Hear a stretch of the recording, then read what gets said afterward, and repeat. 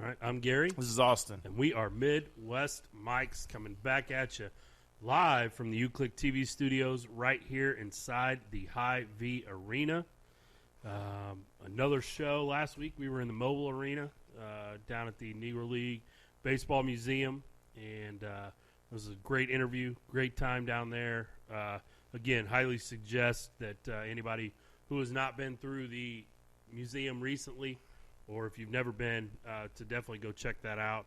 This is another hat I got while I was down there visiting the gift shop, and my daughters wrote me into buying some stuff too. So probably spent, doing that show down there cost me money. I didn't make any money, but it cost me money. Well, I like that hat. How many hats did you buy when you were down there? I bought 2 hats. Okay, so you got hats. that. Yeah, nice. The one I wore on the show last week. I like that. I like that. I like that hat too. That's nice, man. Represent the Kansas City Monarchs. Old school. Like we talked about last week, it's the 100-year anniversary of the Negro Leagues and the 30-year anniversary of the museum, actually. So isn't that crazy? Pretty cool deal. The museum's been around for 30 years. That's nuts. That's crazy. So, started in a one-room little office. That's awesome. I wasn't. Unfortunately, I was working, so I wasn't able to be on the show. But I got to watch it. I thought it was pretty cool. Nice interview, and really just kind of highlighted everything that's going on down there and all that stuff. So it's awesome. Our producer Ryan actually opened up with a little jazz music. Oh yeah, I on saw his it saxophone. too. Man, so did a great job, and another shout out to him for playing us in, and that was a pretty cool deal. To open from the Jazz Museum and Negro Leagues Museum with a little jazz by our very own Ryan. So we'll have to do that again. I like that. That was pretty. Yeah, cool. It was. Actually, why don't you just do an hour-long show? It's just saxophone. Just saxophone. Yeah, there we go. He gave us a thumbs up. Yeah. We could get all the musicians throughout the building. We've got quite a few in here with recording studios to have a little David Letterman, Paul, wasn't it? Yeah, Paul Schaefer. Yeah, Paul Schaefer. Have our own Paul Schaefer. We'll put a little band over here. Yeah. That'd be awesome. Jeff, do you play anything? I dabble in the drums.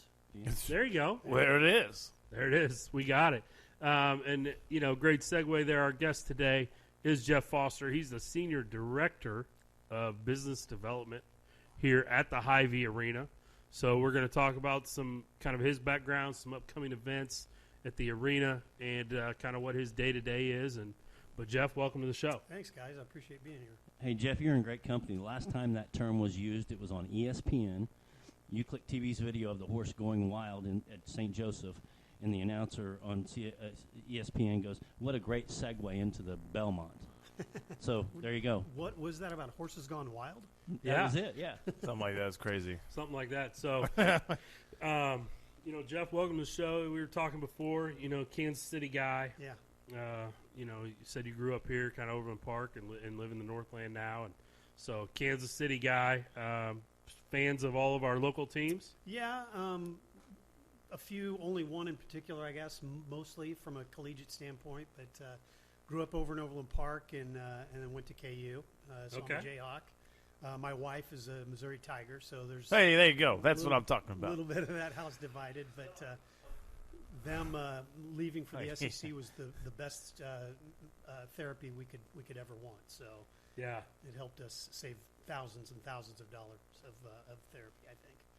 Well, that's awesome. Why don't you just tell us a little bit about your background in sports and what you've done? Yeah, so, I started back in the 90s. I actually, my first job out of college was for a toy company here in Kansas City, U.S. Toy Company. But looking around, and a friend of a friend mentioned something about the Royals, and I got an interview and really kind of hit it off with a couple people. And in fact, I just ran into my old boss who hired me yesterday here in the arena. But I started in group ticket sales for the Royals back in the 90s, and that was really when they didn't really have much of an outward-bound sales group. They had let the phones ring for so many times, and we were, that was, I think, one of the first. I don't think we lost 100 games while I was there. I was there for 3 years. But it was pretty close. Yeah. It was some dark times, but nonetheless, it was baseball and it was still fun, and it was a great 3-year experience. But I started in ticket sales and moved into corporate sponsorships, and that's where I've really kind of been for the most of the rest of my career. I left there and went up to KU and worked for ESPN Plus. They had the multimedia rights for all of the Jayhawks football, basketball, women's basketball products, and so from the television network to radio network and coaches shows to game day and entertainment and all those kinds of things. So did that, moved to St. Louis for a job and a girl. 6 months later, had neither. But I worked for the Rams radio network in '99 when they went to the Super Bowl, won the Super Bowl. And so got to take part in that parade and everything. It was pretty fun, good time there. When I got there, they would say that you could walk down the street going to the Rams game and just tickets were available on car windows. You couldn't sell them. Yeah. And by the time I got there in December, I mean they were on a roll, and then that continued. So that was fun. Moved back to Kansas City. Same job back up at KU was available, so I kind of got back in, different people. So maybe they didn't know me. Maybe that was a good thing. Mm-hmm. And did that for another couple of years. And then a buddy called me with this soccer team called the Kansas City Wizards, and really sold me on the idea of what they wanted to do for soccer in Kansas City and build this really brand. This was back, quite a bit before sporting came around, but that was all part of the conversation with rebranding, building a new stadium. So my first couple of games were at Arrowhead, and then we went to Community America Ballpark, and every night we would transform a baseball stadium into a soccer field. It was crazy. And the first game we had, we started at 7 a.m, covering up all of the maroon baseball logos and colors, changing it to blue, using scrim and new banners and more zip ties than you could ever count, and putting up chairs and stuff on the field. And then when the game was done at about 9:30, we took it all down. So we got home about 2 a.m. the next day. So crazy fun times. But, and just like it here at the arena, small staff, you do a lot of things. You kind of wear a lot of hats. So I was there, and then I worked there for 5 years, moved into motorsports marketing with an agency here in town. So we did mostly NHRA drag racing, finding sponsors for race teams, race tracks, race series, traveling all over the country with teams and stuff like that. So that was fun. And then I transitioned into this just for a new experience and wanted to kind of stay more in Kansas City and really kind of re-network and reconnect with a lot of the people that I used to work with. And so I've been here for just over a year at Hy-Vee Arena. And from a business development standpoint, I sell sponsorships. I help a little bit trying to find events. That's not really my forte, but, again, the phone rings or I stumble upon something, and, everybody does a little bit of everything. That's cool. Lots of valuable experience there, lots of different kind of experiences, So the ESPN Plus at KU, was that when that was first? Would that have been when they were kind of launching that? A little bit, yeah. We had TCU, KU, Oregon, and University of South Florida, and they wanted to be kind of what IMG is today. They wanted to expand that and have a whole lot of colleges. Well, then they started getting into more specialty, small basketball tournaments and stuff, and I think they even did some football bowl games, and they ended up selling to Host. I think it was Host Communications at the time. IMG bought them, and now obviously Learfield owns it all. So it's really transformed over the last, 15 years. But yeah, there was a small team of us that. They paid however many millions of dollars for the media rights, and then it was our job to go out and find sponsors and find advertisers for radio shows and TV shows and billboards and everything else. So yeah, and I mean selling group tickets for some of those '90s Royals teams. I mean we've talked about that on the show. The kids now that have grown up, they don't understand how bad some of those teams were. I mean, they had some good players, but I mean, those teams were not very good. I mean, I remember, like kind of being in high school, late '90s, and I mean, they would almost give away tickets. Yeah. You could walk up to the window and about the first inning, and they'd be like, all right, here, just to get some people in the stadium. Yeah. But so, I mean, just talk a little bit about that and how tough that was. It was hard, but it wasn't hard. I mean, you got such a big pool of people and a big fan base. It's a lot of just picking up the phone and dialing. And, some of the things that we did, and I think we instituted in that 95, 96 year was, I worked with the police departments for having Dare Day and working with the schools and bringing kids out on buses. And we had daycare day. So we, talked about, bringing all these kids out for an afternoon game. Groups were, it was a little more, I'd say a little easier than, selling season tickets and selling sponsorships, but then that's what I transitioned into. Anyway, and again, it's one of those things where you're packaging.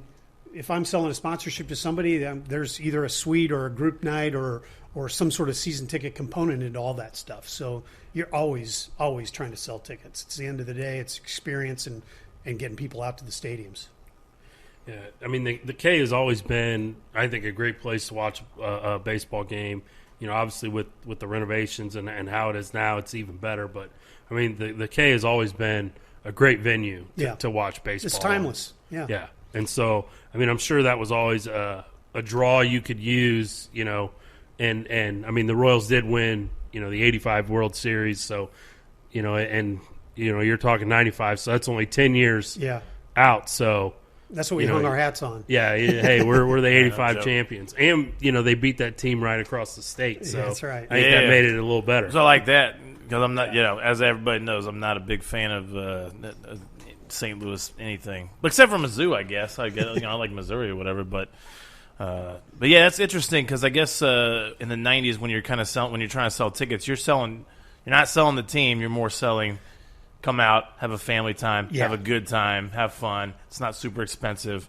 I mean, because when I even thinking about going out to games right now, or I have a 3-year-old now, I'm like, man, I'm probably he gets a little bit older. I'm much earlier going to take him to a Royals game over because the Chiefs get a little bit wild. I love the Chiefs stadiums. It's Arrowhead's awesome. It's way fun, but Royals definitely more family friendly type experience. Right. Sporting's kind of the same way, really. I mean, I think so. I mean, they have the Cauldron, which is really fun too. Yeah. But then like all the other areas, like family areas too. So yeah, and for me, it's always any event is about the experience. I mean, it's you have your allegiances and your affinities to a specific program or team or player or whatever, but it's all.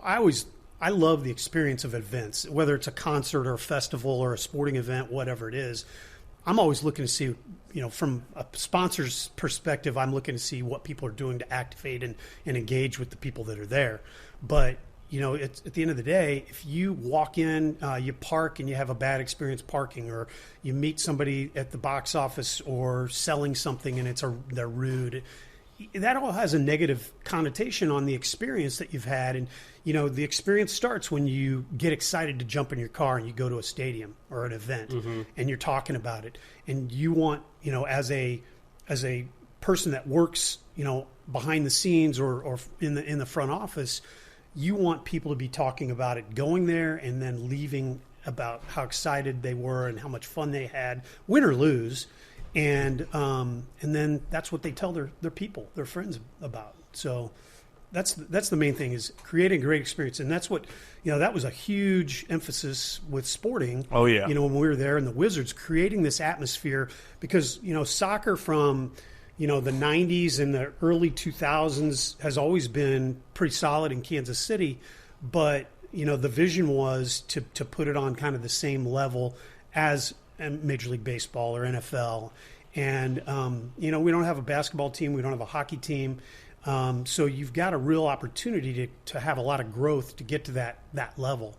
And I think they've done a great job with just the main thing, again, and they've been great on the field too, but is creating an awesome atmosphere. And the thing about soccer that's beautiful is, it's a 2-hour experience, start to finish for the most part. With extra time, it could be a little bit more, but for the most part, I mean, you're banking on maybe a 3.5-hour experience for somebody getting there, milling around the concourse, doing some stuff, halftime, post game, people are leaving, and it's they've done such a great job with the atmosphere.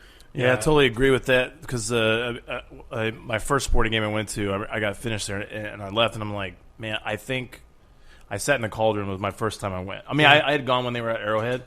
My first experience at the